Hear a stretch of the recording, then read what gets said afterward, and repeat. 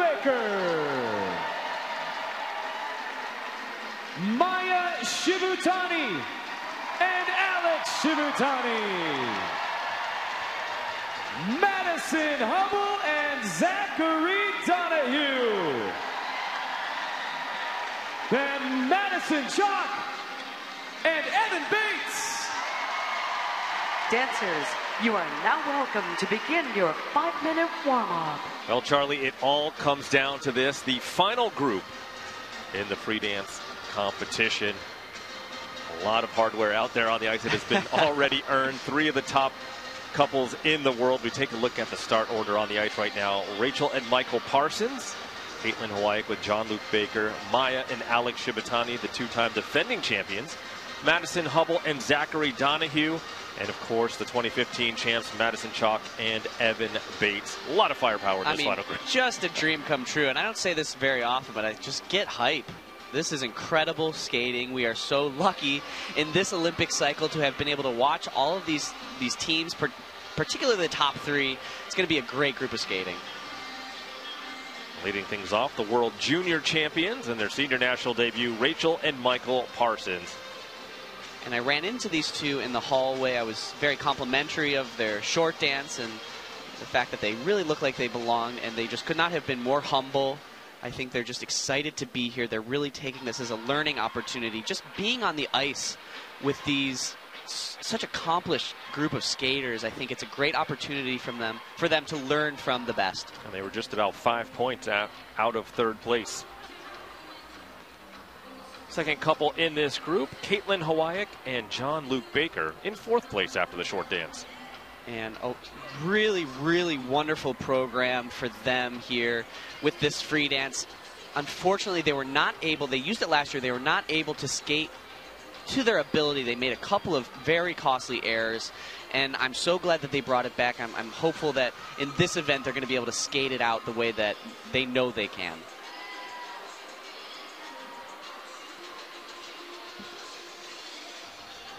The leaders after the short dance, the 2-time defending champions, Maia and Alex Shibutani.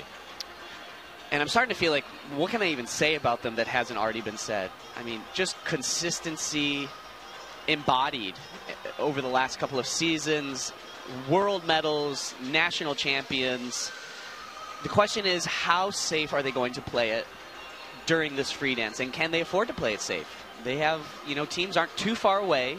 They don't want to make mistakes. They made a couple unusual mistakes for them, in particular, at the Grand Prix final. Is that something that's going to be weighing on their minds in this performance? Second to last couple performing here today, Madison Hubble and Zachary Donahue sitting in 2nd place after the short dance. Definitely the biggest challenger to the Shibutanis in terms of who could potentially take over. Obviously, sitting in 2nd place helps them. They have had really good results internationally. A lot of their performances marred by some small, some bigger mistakes.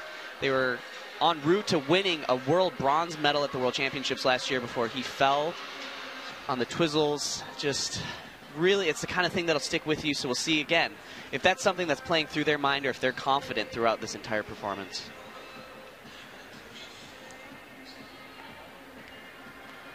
And the final couple of the event, Madison Chalk and Evan Bates sitting in 3rd place, about 1.5 points behind, Hubble and Donahue. And a good spot for them to be able to skate already. I mean, they're basically assured 3rd place minus any huge errors. They just have shown too much firepower, technically, artistically, so much stronger than the teams below them. But at the same time, they're able to skate with nothing to lose. I mean, they're in 3rd of the top 3 teams, but they have a lot to prove. They've been practicing incredibly well, and if there's a team that's going to be able to make a big move right at the end of the event, it's going to be these guys. 1 minute. So there you see the standings after the short dance. About a 3-point differential between 1st and 2nd, and about 1.5 points between second and third, and those are really the three couples that people are focusing the most on here in San Jose. Absolutely. And if you're an ice dancing fan, you're very familiar with all three, and also with what makes this such an interesting competition being that all three teams had such different styles from one another.